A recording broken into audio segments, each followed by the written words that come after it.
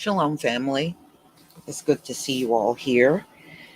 We're just going to go over more of what happened to Marvin Scott III. Now, his family said he was having a mental health crisis at the time that he was arrested. He didn't really need to be in jail, he needed help.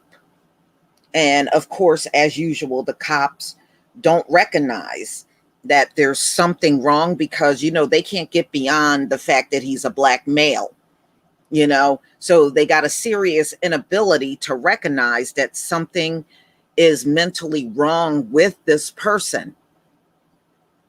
So it's a travesty what happened to him. I'm going to show you part of the footage. What they do is they shackle him down into a bed. They struggle with him and everything, and they get him onto a bed and they shackle him down to the bed. And it was just way too much for him, the way he was handled. He ended up going into cardiac arrest and dying. The family is suing, but look at how long it took them to put the video footage out. See, when they do something wrong, they take forever to put the footage out. When they feel like they're in the right, they release that shit right away. That's usually how they do it in this country. Marvin had documented mental health issues. His mother said he struggled with mental health issues all throughout his life. His mental health was documented. It's not the fake shit that these folks always do. When they get in trouble with the law, all of a sudden they become Ed Matthews and they got mental health issues. No, I'm not talking about the fake shit. I'm talking about real mental health. All right, so I'm going to go ahead and share my screen. I'm going to show only part of the video. I'm not going to show the whole thing because he goes into cardiac arrest and dies. I'm not going to show all of that. But he should never have been in there in the first place. I have to agree with his mother. Okay, please give me a 1 if you can see my screen.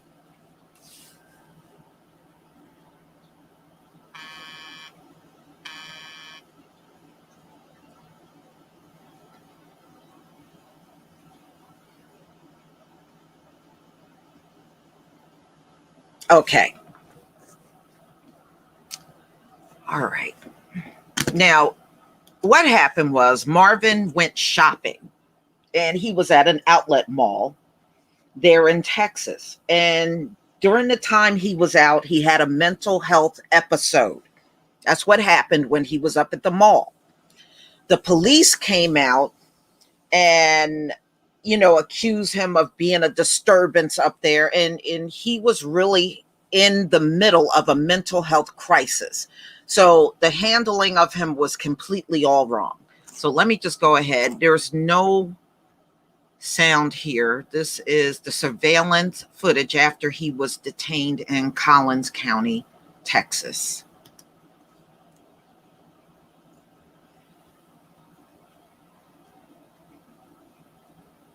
That's a damn shame. It takes 6 white men to handle 1 black man. That in itself is ridiculous.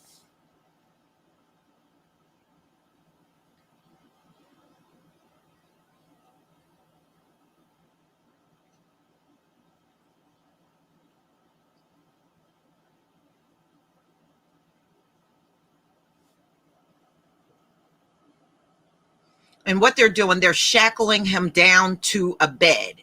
So he's being restrained on a bed. And like I said, he was having a mental crisis issue. He did not need all of this. You see how they're handling him? And you see how that cop is pulling all on his head and everything? I mean, this is ridiculous. So just to let you know, again, 15 minutes after they shackled him down, he went into cardiac arrest and he died. Never should have been in there in the first place. But I just can't believe how many cops it takes to handle one black man. That looks so weak. It's not even funny. All right, so this came out on NBC News.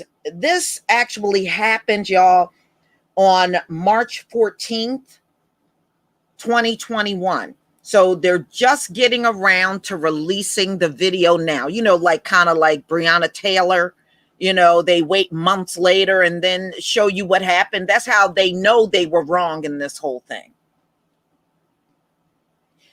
So he was 26 at the time. And like I said, he was up at an outlet mall, and that's when he had his episode. You see how dangerous it is for a black man to have anything wrong with you out in public, because the cops are going to come on the scene and treat you like a criminal. That's what they're going to do when you really need medical help.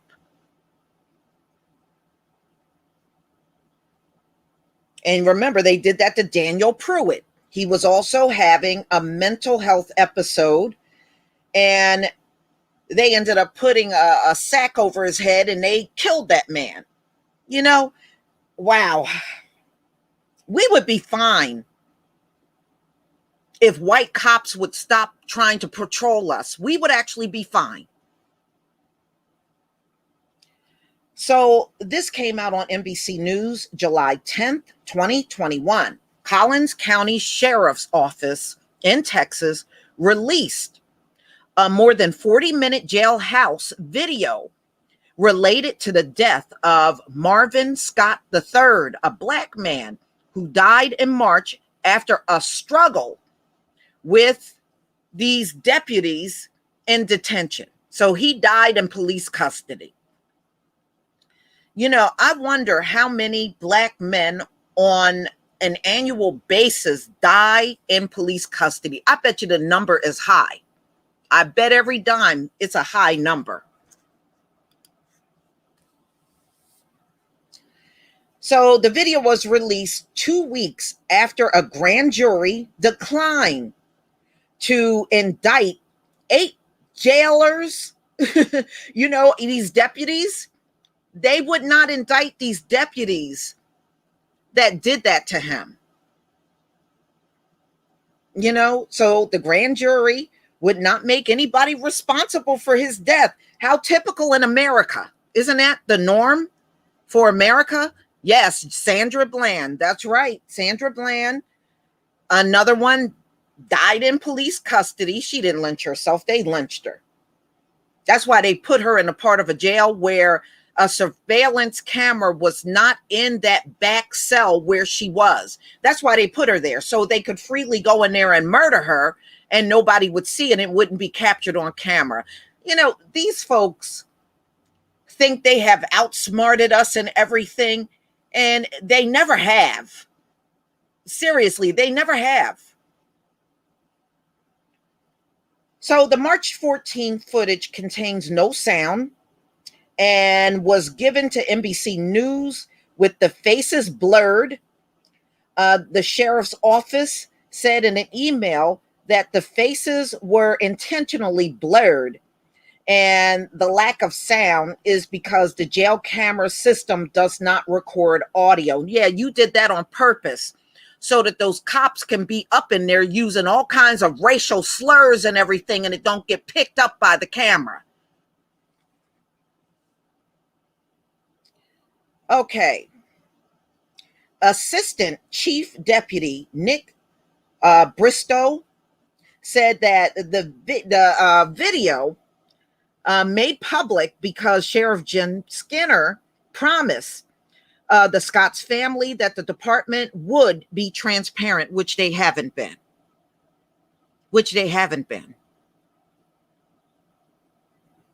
Okay. You know, these cops think they're slick. You know, it's just like the ones that now the big thing is they turn their body cameras on after they gun you down. That's the new thing they're doing all the time. So, you know, they'll turn off the body cam, and then miraculously, when you're laying stretched out on the ground with bullets, oh, they switch it on then. No, they should never have cameras up in a facility like that with no sound. It should have sound.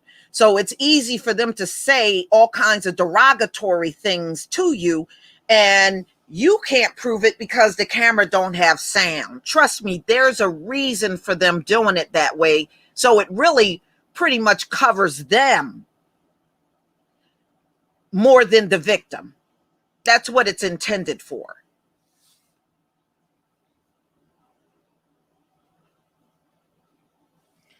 Okay, so the video begins with you see the deputies all over Scott, and he's in a booking area. It appears they tried to remove his arm from an opening in the cell door. After freeing his arm, they walked him to a holding room and placed him on a restraint bed. Now, again, you know, his mother said exactly what was going on with him. He was just having a mental health crisis.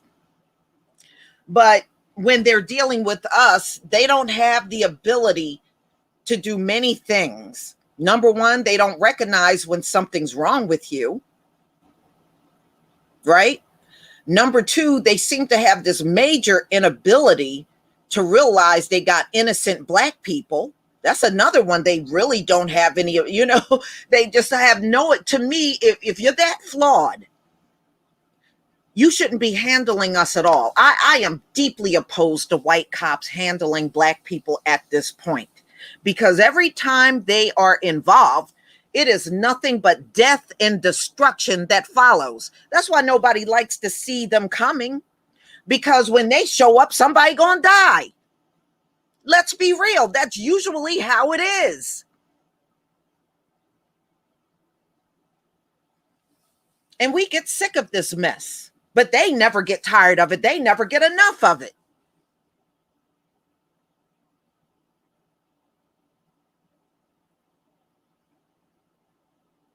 You know, I'm deeply opposed to them because of their history with Black people.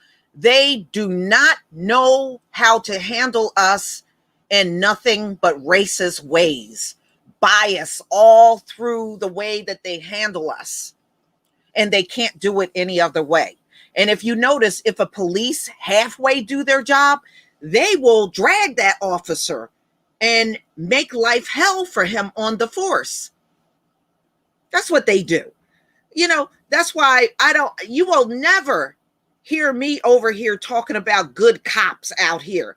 No, you know, it's awfully funny. The good cops never show up when a bad cop is killing us. These good cops never seem to show up. They are never on the scene. None of them. That's why I don't want to hear all that stuff. It could be 1,000 killings, and 1,000 times there'll be no good cop there to stop it. There's no good cop saying, you know what, this person, this was just a traffic stop. This person shouldn't have to get out the car and do anything. Just give them a ticket and let them move on. Where's those good cops? We never see them. That's why I don't want to hear that from you. You keep that shit to yourself. I'm sick and tired of hearing that. Well, you know, there are good ones. Well, how come they never do nothing when bad things are going down? Or some cop is getting all petty over a traffic stop. Or in Marvin's case, he's having a meltdown at the mall. Why not call an ambulance to come get him? He has the history. And I'm sorry, I believe they had to know he had the history. It was documented. His mother even said that. So how could they not check his background and not see the mental health issues that he's had all throughout his life? I don't believe that. I don't believe it. Just the other day, there was another Black man exonerated after 60 years. How can 60 years go by and you not know this person shouldn't even be in jail. How the hell does that happen? Exonerations happen every day in America. Every single day.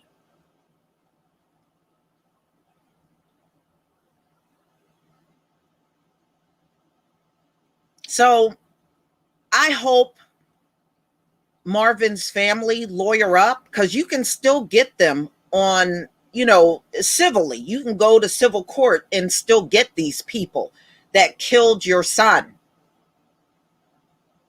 You can still get them. I mean, let's be real. This is Texas. So I'm not surprised the jury came back with the verdict that they came back with. It's Texas, y'all. It's Texas.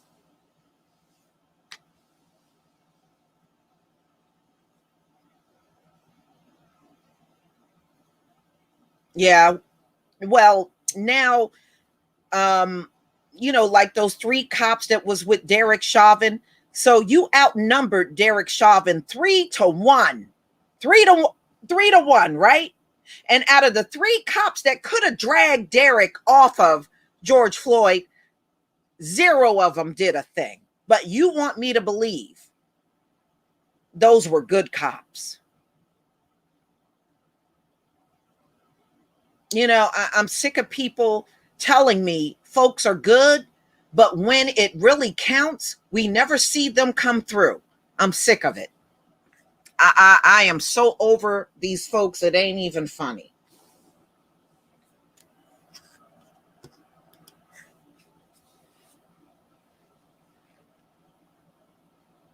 No, you know why they get mad at us, y'all? Because they do all this heinous stuff and still believe we should love them. They really believe this. They really, truly believe after 500 years of hell, they should still be loved. They really, truly believe this. They really believe this. And they are having a hard time believing that that is not always the case. But I bet you if the shoes were on the other foot and we gave them hell for 500 years, they would be justifying why they wouldn't love us. And that's a fact.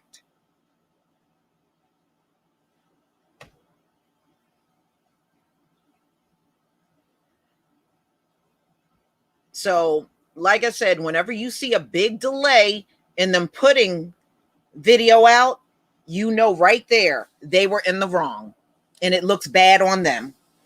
And now I did a video on Breonna Taylor. Her attorney, the family attorney, found out there's other footage. The police claim there was no more footage. You see how they all lied? And the attorney found out 7 cops had on body camera footage. He did not get none of it. He didn't get none of the body cam footage from the time of Breonna Taylor's killing. None.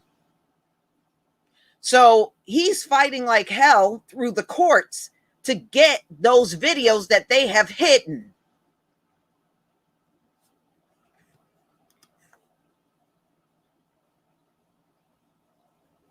And you got Raccoon Daniel Cameron over there trying to make sure he protects the cops and never, ever let Breonna Taylor have her day in court. Never have her day in court to this very day. But yeah, there is more footage that they have been hiding all along. 7 cops, it should be a lot of footage. So nobody has seen this footage yet. I'm sure Daniel Cameron's seen it, but no one in the public has seen this video that they have been lying and saying did not exist.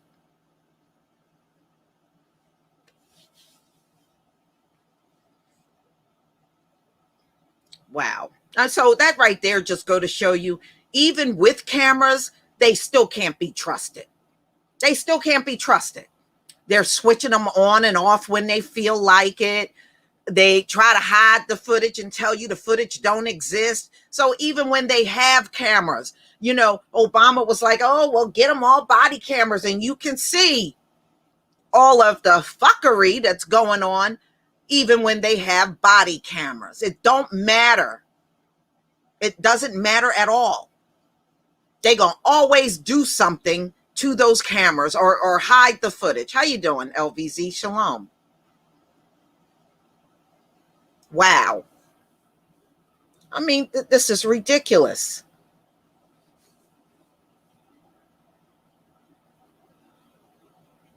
I mean, that's all they do. I mean, look, you talk about the cops. The cops kill way more than the street gangs do in America. And that's the truth. The street gangs don't even kill like the cops do.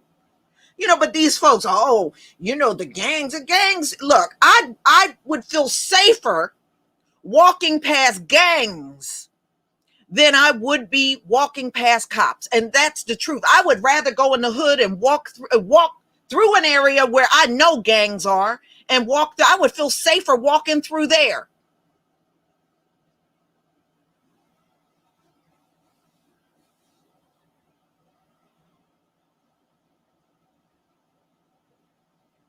But they make you, the gangs are there. Yeah, some of them are. Some of them are. But you got a better chance of living sitting around them gang members than you would the police. Gang members don't kill like this every year, like the cops do. I mean, look, even a few years back, I remember like about 2012, 2013, they were saying cops kill more people than the Taliban. And I remember when that story broke, cops killed more people than Al Qaeda in America.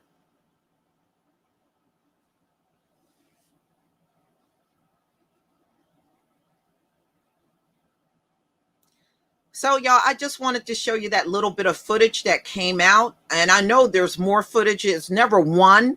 There's always more. We know that. And I'm sure it's far worse. But the tragedy is he was only 26 years old. Marvin. He was only 26 years old. And that's the way he went out of this world. Being tackled by 6 deputies and shackled down to a bed. And none of that should have happened.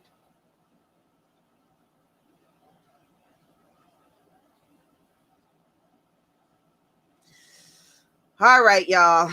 I'm going to go ahead and conclude. If you just came in late, just go back and roll the video back and start from the beginning.